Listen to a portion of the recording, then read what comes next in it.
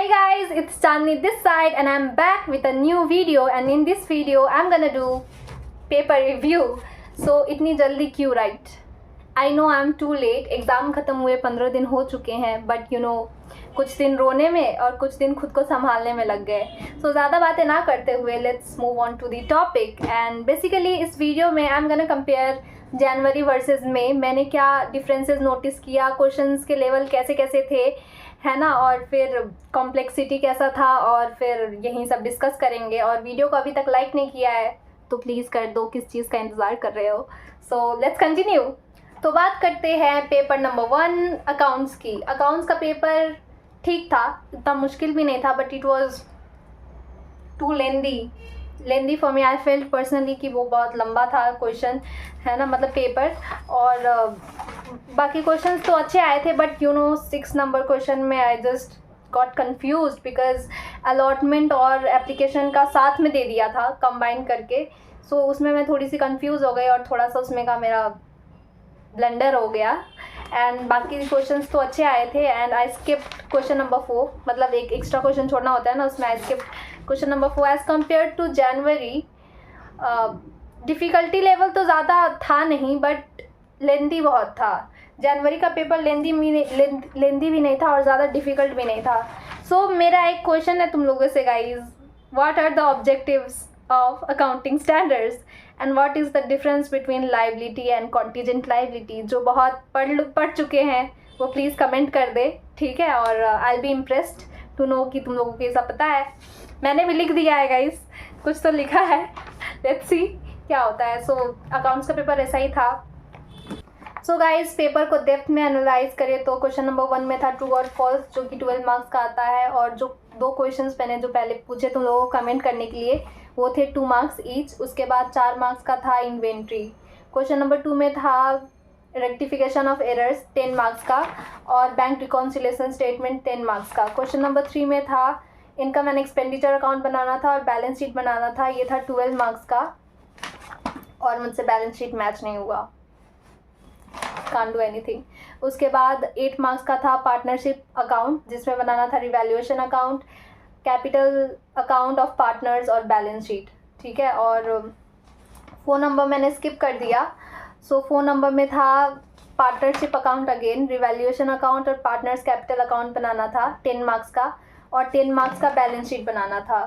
और question number 5 में था डेप्रिसिएशन, चैप्टर डेप्रिसिएशन. 5 मार्क्स का क्वेश्चन आया था. एंड 5 मार्क्स में डेप्रिसिएशन बनाना, यार बहुत कैलकुलेशन करना पड़ता है, मैं तो थक गई थी, मतलब थोड़ा टाइम लग गया था इसमें. और फिर इसके बी में था बिल ऑफ एक्सचेंज जिसमें 2 अकाउंट बनाना था. सिंपल था, बट 2 अकाउंट बनाने में भी अगेन टाइम लगता है.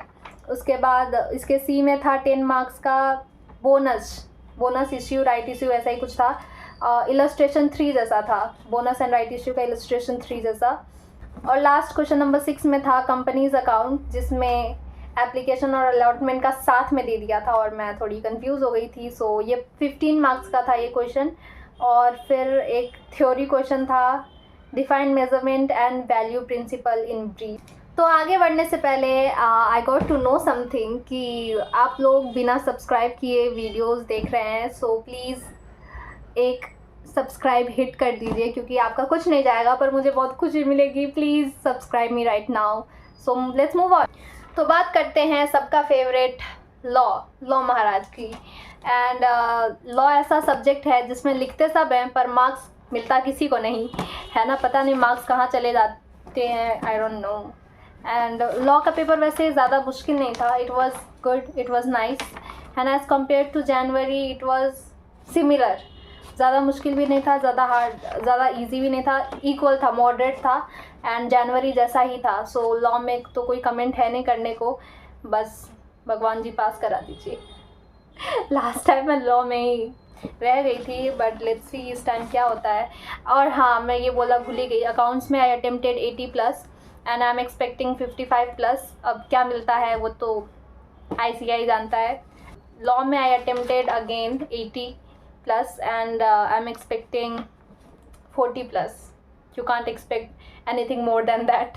ठीक है. So yeah, that's about law. Now it's time for the game changer paper quantitative aptitude. इसने एग्ज़ाम हॉल के सारे बच्चों को रुला दिया। ठीक है, एग्ज़ाम हॉल में तो बच्चे रो ही रहे थे, घर जाके भी बहुत सर पीट पीट के रोए हैं मेरी तरह। लिटरली मेरे किसी दोस्त का एग्ज़ाम अच्छा नहीं गया and it was the most difficult paper. मतलब पूरे एग्ज़ाम में maths was the most difficult. ठीक है, तो बात क्या हुआ ना, पीपल हम रिलाई करके गए थे लॉजिकल रीजनिंग पर। You know logical reasoning is very easy मेरे लिए, मुझे तो अच्छा लगता है।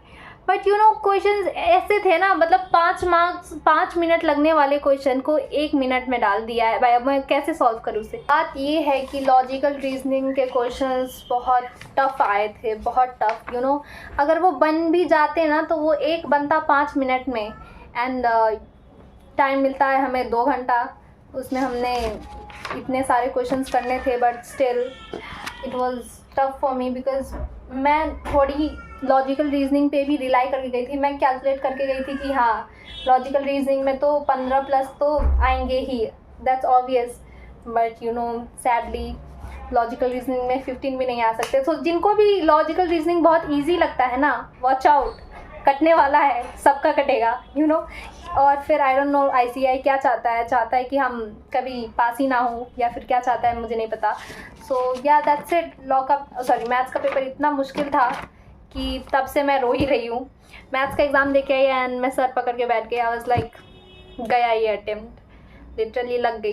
क्योंकि आई अटेम्प्टेड 52 एंड मैंने आके चेक किया तो मेरे जस्ट 40 बन रहे हैं एंड भगवान करे मैं पास हो जाऊं। बट यू नो इससे एग्रीगेट में भी बहुत फ़र्क पड़ेगा। एनीवेज लेट्स मूव ऑन, है ना। मैथ्स के क्वेश्चंस में थोड़ा मिस्टेक भी था।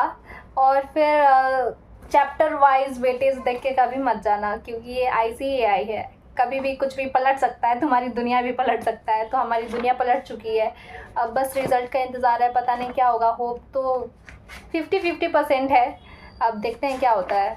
तो now it's time for economics का पेपर बहुत सही आया था। But the thing is maths की वजह से दिमाग इतना फ्रस्ट्रेट हो चुका था, मैं बहुत फ्रस्ट्रेट हो चुकी थी। एग्ज़ाम तक आई और मैं बहुत रोई, क्योंकि आई वॉज रियली स्केयर्ड कहीं मेरा ये अटेम्प्ट लग ना जाए।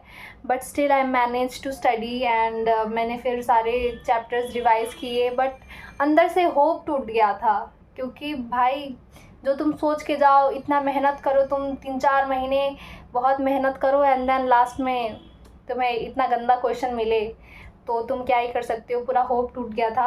बट स्टिल बहुत दुख में गई एग्ज़ाम देने एंड इकोनॉमिक्स का पेपर इजी आया था, अच्छा था। आई attempted 80 and I am expecting 60। मैंने अच्छा किया है, बट थोड़ी फ्रस्ट्रेशन में, थोड़ी टेंशन में एग्ज़ाम ख़राब चला गया। But it's all on God now, अब भगवान ही बचा सकते हैं। एंड भगवान करे कि ये मेरा लास्ट फाउंडेशन का पेपर रिव्यू हो, है ना। इसके बाद मैं नहीं करना चाहती फिर से paper review. So that's it, that's the video. And अगर पसंद आया हो तो लाइक कर देना, कमेंट कर देना, शेयर कर देना, और तुम्हारे क्या रिव्यूज़ हैं, तुम्हारे क्या व्यूज़ हैं, सब बता देना कमेंट में। मुझे पढ़ के बहुत अच्छा लगता है।